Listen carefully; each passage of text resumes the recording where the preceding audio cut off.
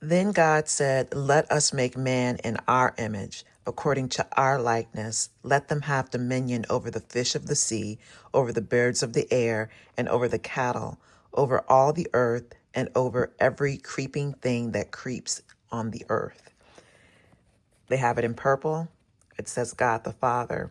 If we go down to the note for this is verse 26, verse 126, in our image.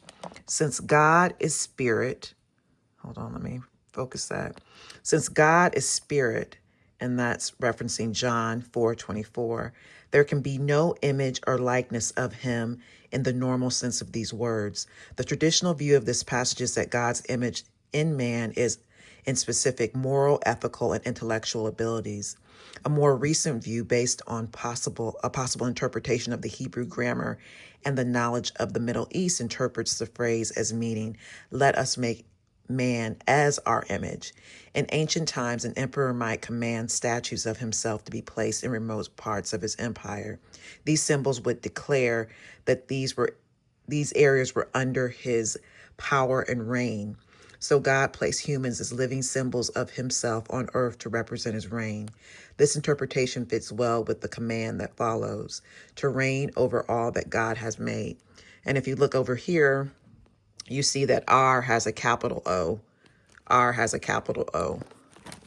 This is the New King James Version. You can contrast that with the ESV.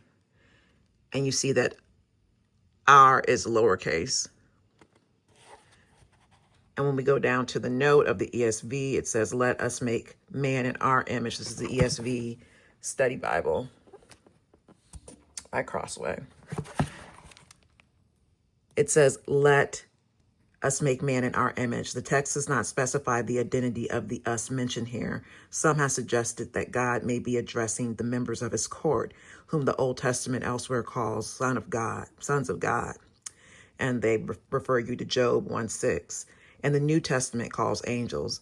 But a significant objection is that man is not made in the image of angels, nor is there any indication that angels participated in the creation of human beings. Many Christians and some Jews have taken us to be God, speaking to himself, since God alone does the making in Genesis 1:27.